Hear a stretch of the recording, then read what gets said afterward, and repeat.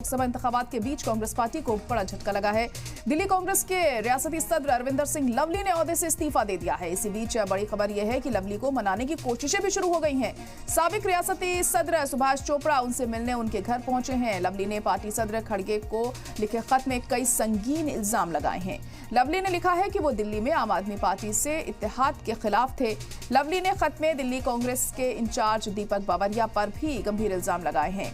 Lovely ने लिखा है कि दिल्ली कांग्रेस के इत्तेफाकी राय से लिए गए सभी फैसलों को इंचार्ज जनरल सेक्रेटरी ने वीटो लगा दिया। यही नहीं, लवली ने यह भी लिखा कि उन्हें प्रदेश कमेटी में एक भी तकर्रुरी की इजाजत नहीं दी जा रही थी।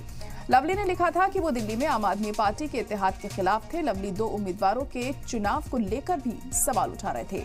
लवली ने लिखा कि 2 उम्मीदवारों के नाम का ऐलान बिना उनसे राय मशवरा करे ही ले लिया गया है। तो कांग्रेस के लिए एक बड़े झटके के तौर पर इसे माना जा सकता है। एक बड़ा नाम अरविंदर सिंह लवली, जिन्होंने अब कांग्रेस से इस्तीफा दे दिया है।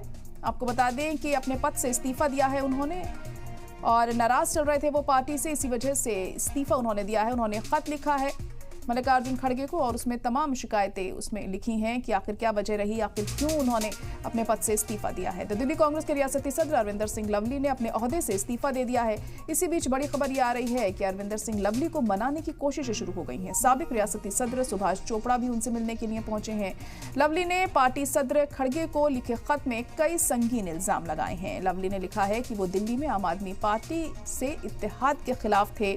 लवली ने खत में दिल्ली कांग्रेस के इंचार्ज दीपक बावरिया पर भी गंभीर आरोप लगाए। किसी भी दल में अथवा किसी भी संगठन में भी हताशा और निराशा की स्थिति पैदा होती है तो स्वाभाविक रूप से अंतर्कलह वहां बढ़ता है। सौरभ भारद्वाज ने आम आदमी पार्टी के नेताओं को लेकर के भी नाराजगी है और इशारों में कहा है कि बीजेपी अपने कैंडिडेट पूर्वी दिल्ली से बदल रही है। इशारा संभवतः अरविंदर सिंह लवली पर ही है, उनके इस्तीफे के बाद ही ट्वीट आया है। इस पर क्या कहना है आपका? देखिए, आम आदमी पार्टी से हमारा एक ब्रॉड वैचारिक राष्ट्रीय मसलों पर एक समझौता है। उनके नेता व्यक्तिगत क्या कहते हैं क्या नहीं कहते हैं, मेरे लिए कोई उसका मतलब नहीं है।